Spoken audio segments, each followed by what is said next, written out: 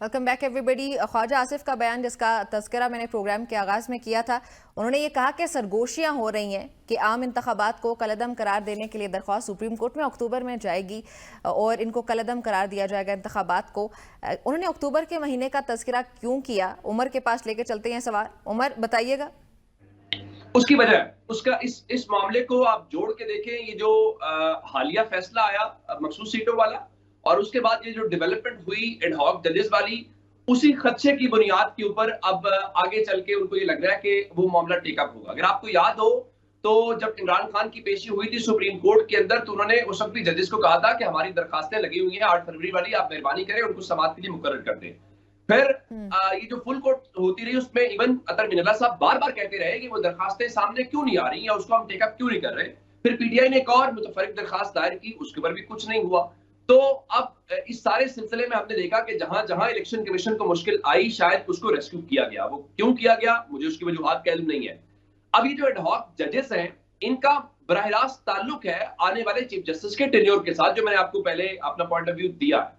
ये 4 जजेस आप बुनियादी तौर पे कहीं, जिस तरह आपने देखा होगा कि हम वो वेट सिस्टम नहीं होता, तो अब दुकान के ऊपर जाए तो वो रखते हैं ये किलो का, ये 2 किलो का, आधा किलो का है। तो ये 4 जजेस बुनियादी तौर पे बैलेंस करने के लिए शायद कहीं लाया जा रहा है। उसका इंपैक्ट है जस्टिस मंसूर अली शाह साहब के अगले टेन्योर के ऊपर। मैंने आपको अभी मामला बताया कि वो जो नून लीग की पिटीशन वाला मामला है, उस पर जस्टिस मुनीब और जस्टिस मंसूर का वोट आपको असर करेगा। अब उस सारे मामले को लेकर जब आप ये करेंगे तो अब आपको खर्चा ये है कि आप आने वाले चीफ जस्टिस को उनके आने से पहले मफलूस करना चाहते हैं, या उसी तरह से तकसीम वाले मैटर के ऊपर जाना चाहते हैं जिस तरह आपने इलेक्शन से पहले जस्टिस बनियाल के साथ किया था। तो अब जब ये है तो आपके अंदर का खौफ है, आपको ये लगता है कि अगर हमने किया तो फिर ये मामला इलेक्शन वाला टेकअप हो जाएगा, और अगर हो भी जाए तो आपको डर कैसा है? आपको तो कहना चाहिए कि जनाब बिस्मिल्लाह, आपने अक्टूबर में इस मामले को क्यों टेकअप करना है? आपको चाहिए था, आप मुतालबा करते काजी साहब आप अभी इसको टेकअप करें और इस मामले को वंस फॉर ऑल सेटल कर दें। जब आप इस तरह की बातें करते हैं तो आपके मुखालिफिन जब फॉर्म 47, 45 के आपको ताने मारते हैं, तो लगता है कहीं ना कहीं वो आपके अंदर का जो खौफ है आप उसको मारना चाहते हैं। लेकिन आप ये तो नहीं हो सकता ना कि आने वाला चीफ जस्टिस ये आपको बताए कि मैंने कौन से केसेस टेकअप करने हैं, मैंने कौन सी चीजों को किस डायरेक्शन में लेके जाना है। तो ये नहीं हो सकता। मुस्लिम लीग नून को पता है कि वो एक सियासी लड़ाई लड़ने जा रहे हैं अदालतों के साथ, और मुस्लिम लीग नून को यह भी पता है कि जब हुकूमतें अदालतों के साथ लड़ती हैं तो शिकस्त किसको होती है। मुस्लिम लीग नून की हुकूमत जनरल मुशर्रफ की हुकूमत से ज्यादा पावरफुल गवर्नमेंट नहीं है, उसका अंजाम याद रखना चाहिए। बिल्कुल। अच्छा मसूद, आपकी तरफ आऊंगी। ये बताएं कि ख्वाजा आसिफ ने साथ ही ये भी कहा कि हम हुकूमत बचाने के लिए किसी भी हद तक जाएंगे। अब उनकी किसी भी हद से क्या मुराद है? आईनी, गैर कानूनी, कुछ भी इकदाम की अगर जरूरत है तो वो लेंगे, क्योंकि अभी तक हम ये देख रहे हैं पीडीएम 2.0 चल रहा है, अभी कोई भी आइन कानून की लाज तो रखी नहीं गई है। ये हुकूमत बचाने की बात नहीं है। हुकूमतें तो आती जाती रहती हैं, पहले भी बहुत हुकूमतें गई हैं, हुकूमतें बनती रहती हैं। ये बात है उनके अपने वजूद की, जहां पर उनका अपना, आपको याद होगा कि जिस वक्त शहबाज शरीफ साहब वजीर आजम बने, जिस दिन वजीर आजम बने पीडीएम 1 में, उस दिन तो उन पर फर्द जुर्म आयद हो रही थी। 16 अरब के जो मनी लॉन्ड्रिंग का केस था, 16 अरब रुपए का, उसमें उन पे फर्द जुर्म आयद होनी थी। पूरा शरीफ खानदान तो इस मुल्क से बाहर बैठा हुआ था, सबके ऊपर केसेस थे, पूरी पार्टी के ऊपर केसेस थे। ठीक है, कुछ सियासी इंतकाम भी था, लेकिन ये नहीं कि उसमें कहीं सब्सटेंस मौजूद ही नहीं था। बहुत से केसेस थे जो बड़े पावरफुल केसेस थे। आप जरदारी साहब को देख लीजिए कि जरदारी साहब इस वक्त इस्तिस्ना पर सदर मुमलिकत बने बैठे हुए। अगर उनका इस्तिस्ना खत्म हो जाए तो वो उनके खिलाफ बिल्कुल कार्रवाई हो सकती है, उनके खिलाफ केसेस चल सकते हैं, लेकिन वो इस वक्त बैठे हुए। तो ये सिर्फ हुकूमत की बात नहीं है, ये सियासी वजूद की बात, इनके अपने वजूद की बात है। सियासी वजूद भी मैं नहीं कहूंगा, सियासी वजूद तो आपको नजर आ गया फरवरी के इलेक्शन के अंदर कि वो किस हद तक मौजूद है। तो ये किसी भी हद तक जाएंगे, बिल्कुल किसी भी हद तक जाएंगे, लेकिन सवाल ये पैदा होता है कि क्या मुल्क के निजाम में, रियासत के निजाम में कहीं पर थोड़ी भी रमक मौजूद है जो किसी भी हद तक जाने के इन दावों के सामने ढाल बन सके?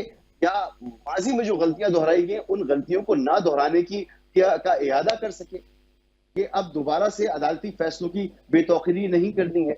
अगर इलेक्शन कमीशन कुछ गलत करता रहे तो अब वो मजीद गलत नहीं होना है। जब जजेस उठ खड़े हुए हैं, अदलिया के अंदर से आवाजें आ रही हैं, पार्लियामेंट के अंदर से आवाजें आ रही हैं। जब देखिए सियासी जमातों का आप देखिए ना कि तहरीक इंसाफ तो इस वक्त बड़े दबाव में है, हर तरह के दबाव में है। उसके लोगों ने उसको छोड़ के चले गए वो अपनी जगह। लेकिन आप देखिए कि इस वक्त जो इख्तिदार में जमात मौजूद है नून लीग, उसके कितने लोग उसको छोड़ के चले गए। उसके वतन से एक नई पार्टी वजूद में आ रही है। तो इसका मतलब है कि कुछ गलत हो रहा है उसके साथ, तो उनको अपने अंदर जो गलत हो रहा है उसको वो ठीक करने की कोशिश करें तो बच सकते हैं। लेकिन अगर ये कहेंगे कि किसी भी हद तक जाएंगे तो फिर आप जाके देख लें किसी हद तक। बिल्कुल दुरुस्त कहा उमर दराज ने कि मुशर्रफ की हुकूमत से ज्यादा मजबूत तो हुकूमत नहीं है ना। और शायद हुआ ये क्या होता था है मुशर्रफ मसूद दौर कि में अगर उसकी जी जरूर कंटिन्यू प्लीज। नहीं बताइएगा। मैं कहना नहीं चाह रहा कि मुशर्रफ साहब के साथ क्या कुछ हुआ था, किसने आके मुशर्रफ साहब का तख्ता उल्टा था, वो सब कुछ बहुत से इंटरव्यूज में किताबों में लिखा जा चुका है। तो अब भी ऐसी सूरत हाल हो सकती है। खुदा न खासा। अच्छा सलमान साहब आपकी तरफ आऊंगी, ये बताएं कि ख्वाजा आसिफ ने साथ ही ये भी एक्सेप्ट किया है कि पीपल्स पार्टी से मुशावरत नहीं की गई थी पाकिस्तान तहरीक इंसाफ पर पाबंदी के हवाले से। ये क्या गवर्नमेंट बैक ऑफ कर रही है या बेवकूफ़ी उनको लगी कि ये हमने तहरीक इंसाफ पे पाबंदी लगाने की? ऐसा नहीं है। जिस तरह अभी पहले बात हो रही थी, नवाज शरीफ साहब को जो है वो दोबारा रीएक्टिवेट किया गया है।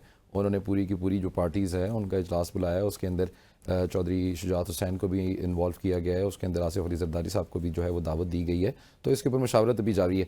मैं एक और चीज़ के ऊपर जो है ना वो निमरा आप लोगों की ज़रा तवज्जो जो है वो मबजूल करा दूँ, वो ये कि भाई बड़ी देर से बात करें कि हुकूमत अगर इनसे नहीं संभल रही तो इनको चले जाना चाहिए। बिल्कुल ठीक है, हुकूमत इनसे नहीं चल रही तो इनको चले जाना चाहिए। और फिर किसको लेके आएँ इसका भी जवाब देना। अगर उन्हीं लोगों को लेके आना है जो पहले गवर्नमेंट चला रहे थे, जिनकी वजह से अब ये सारा का सारा खलफशार चल रहा है और उन्होंने वो मुल्क जलाना है और तोड़ना है और अपनी मर्जी करनी है और मैं ना मनू वाली सियासत चलनी है, तो it's better of the way it is going on. इसमें जो लार्जर कंसेंसस है उसकी जरूरत है। देखें ये गवर्नमेंट चली जाएगी, अगली गवर्नमेंट आएगी, फिर ये शोर मचाना शुरू कर देंगे कि हमारे साथ ज्यादती हुई, हमारा वोट बैंक छीन लिया। पहले भी वो वोट को इज्जत दो का जो है वो नारा लगा चुके हुए हैं। तो ये एक नेवर एंडिंग साइकिल है, इसको कहीं ना कहीं खत्म होना है। और ये खत्म इसी तरह होगा कि तमाम पॉलिटिकल पार्टीज, तमाम स्टेक होल्डर्स एक पेज के ऊपर आएं, अपने अपने तहफ़्फ़ुज़ात बताएं और उसके बाद एक ब्रॉडर रोड मैप लेके निकलें। अब अगर ये जो नैरेटिव है मसूद साहब का, मैं उसके ऊपर चलूं कि जी हुकूमत को चले जाना चाहिए और छोड़ देनी चाहिए क्योंकि उनसे हुकूमत नहीं संभल रही, तो फिर क्या करें? बकौल आपके और जो बकौल सारा का सारा शोर है कि PTI is the largest party और उनका मैंडेट चोरी हुआ है, ठीक है, फॉर अ मिनट में अज्यूम कर लेता हूं कि हम आपको पीटीआई को दे देते हैं government. Do they have a road map to get out of this economic crisis? The answer is no.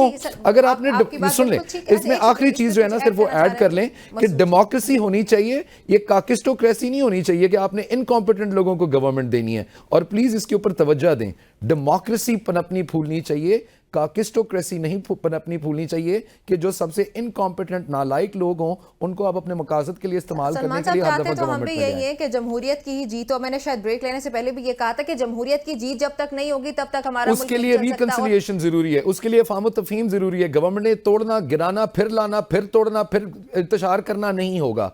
तमाम लोगों को एक टेबल पे बैठ के अपने मसाइल हल करने पड़ेंगे। सर अवाम के मैंडेट के साथ जो भी हुकूमत है वो अपना टेन्योर पूरा करे, that is only way forward. Masood आप इस पे कुछ ऐड करना चाह रहे हैं? जी, एक तो मुझे बड़ा रश हो रहा है कि सलमान साहब की आवाज बड़ी अच्छी आ रही है, उनके पास बहुत अच्छा माइक मौजूद है। तो सलमान भाई मैं ये बिल्कुल नहीं कह रहा कि हमारे साथ, हाँ बिल्कुल आपकी भी आवाज बड़ी अच्छी आ रही है। देखिए आपने जो बात की ना निमरा, वो वही बात है कि एक निजाम मुल्क में मौजूद है, आइन मुल्क में मौजूद है, उस आइन के तहत इलेक्शंस होते हैं, इलेक्शन का शफाफ होना जरूरी है और उन शफाफ इलेक्शन के नतीजे में जो हुकूमत आए वो अपने 5 साल पूरे करे। अगर हुकूमत अवाम हटाना चाहते हैं तो बिल्कुल अवाम उसको हटा दें, लेकिन उसको अपना वक्त पूरा करने का मौका दिया जाना चाहिए। अब मैं या सलमान साहब ये फैसला कैसे नहीं कर सकते यहाँ पे बैठकर कि जो आए थे वो नालायक थे और जो आए वो बड़े लायक थे। इकोनॉमिक इंडिकेटर बताते हैं ना, हम नहीं बता रहे मेरे प्यारे भाई। जो आईएमएफ से जो मुआहदे तोड़े थे ये उसका खलफशार है। जो एंड के अंदर जाते हुए पेट्रोल की प्राइसेस 3 महीने के लिए फिक्स कर गए थे, उसकी वजह से प्रॉब्लम हुआ। फिर देखें ये एक लंबी डिबेट है, इसमें मत जाएं please, this is a very long debate. Masood साहब ने तो आईएमएफ का होता हुआ मुआहदा जो है उसको तोड़ दिया था जब उसको धमकियां लगाई थी। तो मेरे आका two wrongs are not going to make one right. यही गुजारिश कर रहा हूं कि कौम के वसीतर मफाद में जब तक तमाम लोग आके एक ब्रॉडर पॉलिसी, एक ब्रॉडर रोड मैप लेके बाहर नहीं निकलेंगे, ये सर्कस इसी तरह जारी रहेगा। पुरानी वाली गवर्नमेंट को ये पसंद नहीं थी, उन्होंने इसके ऊपर इलेक्शन की रिगिंग का इल्जाम लगाया हुआ था, इस गवर्नमेंट के ऊपर अब आपकी साबका गवर्नमेंट ने लगाया हुआ है, तो ये तो इसी तरह म्यूजिकल चेयर चलता रहेगा मेरा भाई। ये कौम को इस ट्रक की बत्ती के पीछे लगाया हुआ है भाई। सीधी सी बात है, मुल्क में आइन मौजूद है, उस आइन के तहत इलेक्शन होने चाहिए, इलेक्शन कमीशन शफाफ होना चाहिए, एक साफ शफाफ हुकूमत बननी चाहिए, उसको अपना वक्त पूरा करना चाहिए। दुनिया के हर मुल्क में इस तरह से होता है। आप करवाएं इस गवर्नमेंट के 5 साल पूरे। I'll stand with you. Let's start with this government. Let's start this change. You get this government a chance to. Tabrez साहब भी इस पे कुछ ऐड करना चाहते हैं? क्विक आप इस गवर्नमेंट को 5 साल चलने दें, फिर देखते हैं क्या होता है। सलमान साहब थोड़ा सा मौका दे दीजिएगा, मेहरबानी। गुजारिश ये है कि नून लीग को पता है कि कैसे वो आए हैं और क्यों नवाज शरीफ वज़ीर-ए-आज़म नहीं बने, और अब उनको पता है कि जो इलेक्शन ट्रिब्यूनल है उनमें क्या होने जा रहा है। उनको पता है कि जब जस्टिस मंसूर आएंगे तो उस वक्त अदलिया किस पेज पे होगी और अदलिया का मोराल कैसा होगा। इसलिए वो चाह रहे हैं जो कुछ करना है काजी साहब की मौजूदगी में कर लें, उसके बाद हो सकता है हमें अदलिया से वो तवक्कुआत जो है हमारी उसके मुताबिक वो फैसले हमें ना मिले। ठीक हो गया जी। तमाम मेहमान शुक्रिया आप सबका हमें ज्वाइन करने के लिए, बहुत शुक्रिया। नाज़रीन, ये थी हमारी आज की एपिसोड। उम्मीद है आप सबको पसंद आई होगी और किसी ने कुछ ना कुछ ज़रूर सीखा होगा। इजाज़त चाहती हूँ, अल्लाह हाफ़िज़।